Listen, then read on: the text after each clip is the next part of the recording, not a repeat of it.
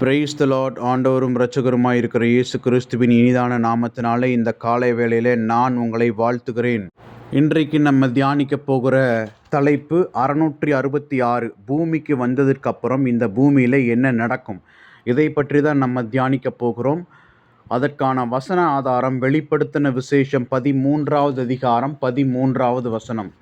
நான் உங்களுக்காக அந்த வசனத்தை வாசிக்கிறேன். அன்றியும் அந்த மிருகம் மனுஷருக்கு முன்பாக வானத்திலிருந்து பூமியின் மேல் அக்னியை இறங்க பண்ணத்தக்கதாக பெரிய அற்புதங்களை நடப்பித்தது அப்படின்னு சொல்லி இந்த வசனம் நமக்கு சொல்லுகிறது.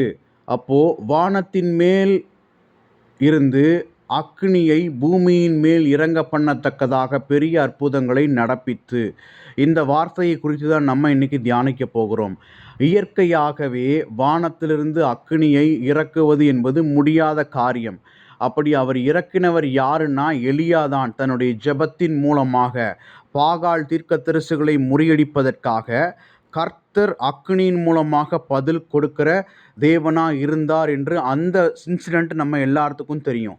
ஆனால் இன்றைக்கு அக்னியை இறங்க பண்ணத்தக்கதாக என்கிற வார்த்தை எதை பேஸ் பண்ணி வருது அப்படின்னா, இயற்கைக்கு அப்பாற்பட்ட விஷயத்தை இந்த மிருகம் பூமிக்கு வந்து செய்ய போகிறது அப்படின்னு சொல்லி இந்த வசனம் நமக்கு தெளிவாக கூறுகிறது. சரி, இரண்டாவது காரியமாக என்ன நடக்கும் அப்படின்னா, வெளிப்படுத்தின விசேஷம் 13வது அதிகாரம் 15வது வசனத்தின்படி, மேலும் அந்த மிருகத்தின் சொரூபம் பேசத்தக்கதாகவும் மிருகத்தின் சொரூபத்தை வணங்காத யாவரையும் கொலை செய்யத்தக்கதாகவும் மிருகத்தின் சொரூபத்திற்கு ஆவியை கொடுக்கும்படி அந்த மிருகத்திற்கு சத்துவம் கொடுக்கப்பட்டது அப்படின்னு சொல்லி இந்த வேத வசனத்தில் நம்ம பார்க்கிறோம். அப்போது அந்தி கிறிஸ்து இந்த அற்புதத்தை நடப்பித்த பிறகு, நம்பர் 1, அந்தி கிறிஸ்துவுக்காக ஒரு சிலை செய்யப்படும்.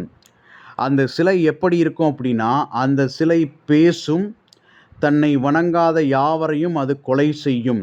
தன்னை வணங்குகிறார்களா இல்லையா என்று சோதிப்பதற்காக அந்த சிலையின் கண்கள் வேலை செய்யக்கூடியதாக இருக்கும். அந்த சிலை தான் இன்னைக்கு என்ன அப்படின்னா, ஏஐ, அதாவது செயற்கை நுண்ணியல் பொருத்தப்பட்ட ரோபோட்கள் இன்றைக்கு உலகம் முழுவதும் தயார் செய்து கொள்ளப்பட்டிருக்கிறது.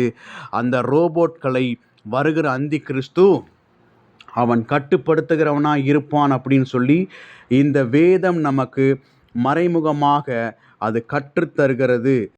ரோபோட் இன்னைக்கு இருக்குது, ஏஐ இன்னைக்கு இருக்குது, ரோபோட்டை கண்ட்ரோல் பண்ணக்கூடிய பெரிய பெரிய கம்ப்யூட்டர்ஸ் எல்லாம் இன்னைக்கு இருக்குது. கிட்டத்தட்ட பார்த்தீங்கன்னா 2 நாட்களுக்கு முன்பதாக 61,000 மூளையை கொண்ட குவாண்டம் கம்ப்யூட்டர்ஸ் எல்லாம் வந்துருச்சு. இந்த டெக்னாலஜி எல்லாம் எடுத்து தான் அந்தி கிறிஸ்து தன்னுடைய சிப்பை இன்செர்ட் பண்ணி அதை வைத்து இந்த பூமியை அவன் கண்ட்ரோல் பண்ணுகிறவனாக இருக்கிறான் அப்படின்னு சொல்லி நம்முடைய வேதம் நமக்கு தெளிவாக சொல்லி கொடுக்கிறது. அதனுடைய நிழலோட்டம் தான் இன்றைக்கி நம்ம பார்க்குறோம். ஒரு ரோபோட்டானது ப்ரெக்னன்சி அது அடைய முடியும். ஒரு ரோபோட் ஒரு குழந்தையை பெற்றெடுக்க முடியும். ஒரு ரோபோட் ஒரு மனுஷனை திருமணம் செய்ய முடியும். இதெல்லாம் இயற்கைக்கு அப்பாற்பட்ட ஒரு விஷயமாக இருக்கிறது. ஆனாலும் கர்த்தர் அவனை தமது நாசியின் சுவாசத்தினாலே ஒழித்து போடுவார் என்று வேதம் நமக்கு சொல்லுகிறது. மேலும் பல ரகசியங்களை அறிந்து கொள்ள எங்களோடு இணைந்திருங்கள். கர்த்தர் நம்மை ஆசீர்வதிப்பாராக. ஆமென்.